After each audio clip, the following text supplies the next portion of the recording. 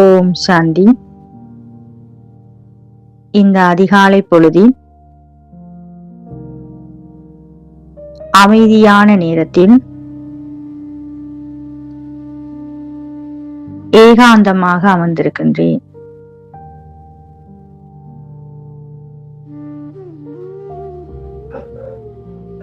என்னுடைய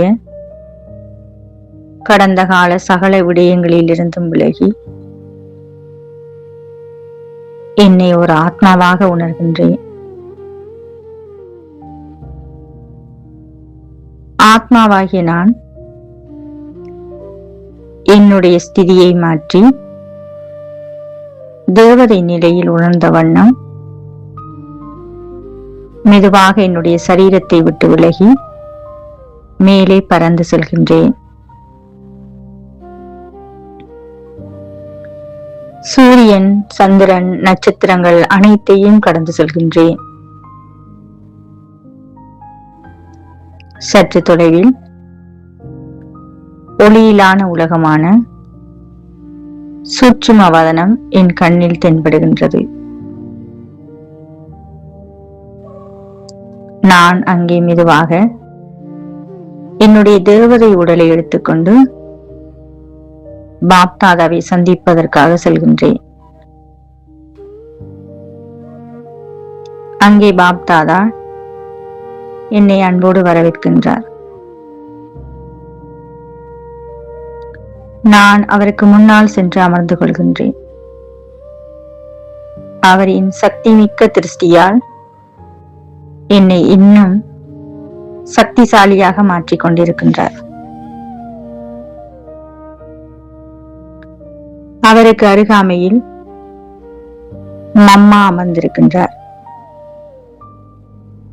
நான் பாபாவின் திருஷ்டியை பெற்ற வண்ணம் சற்று மம்மாவின் கண்களை நோக்கி பார்க்கின்றேன். அவரது தூய்மையான சக்தி வாய்ந்த திருஷ்டியை நான் பெற்றுக் கொண்டிருக்கின்றேன்.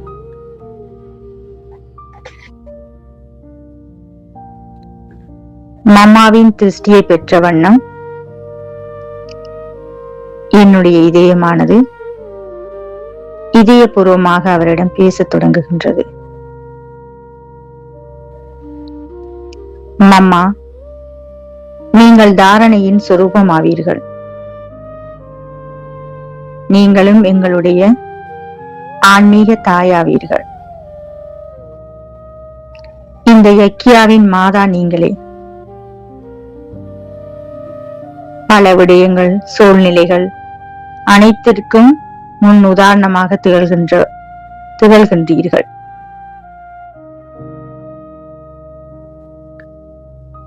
சிவபாபாவின் சிவசக்தியான நீங்கள் இந்த தாரணையின் சொரூபமாக விளங்குவதற்கு எவ்வாறு இந்த நிலையை ஏற்படுத்தினீர்கள்? இந்த மாதிரி எண்ணங்களை உருவாக்கி நான் மம்மாவின் திருஷ்டியை நோக்கி பார்க்கின்றேன். அப்போது மம்மா என்னை பார்த்து அவரின் திருஷ்டியினூடாக என்னுடன் பேசுகின்றார். குழந்தாய், சேவையை தாரணைக்கு வழிவகுக்கும். சேவையில் நாம் ஈடுபடும் போது எமது ஞானம், யோகம், நேரம், செல்வம், சரீரம் அனைத்தும் சிவபாபாவுக்கு உதவியாக அமைகின்றது.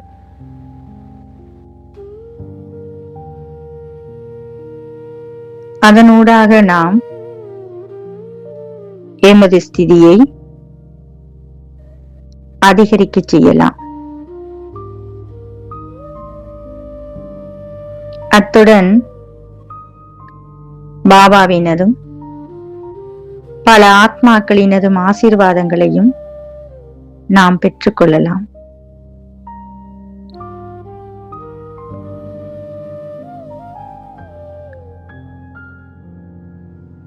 இவ்வாறு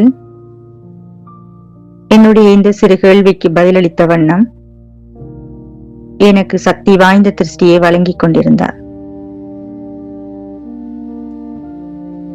நான் அவரிடமிருந்து இதனை உள்வாங்கியபடி அவரின் சக்தியால் நிரம்பிக் கொண்டிருந்தேன்.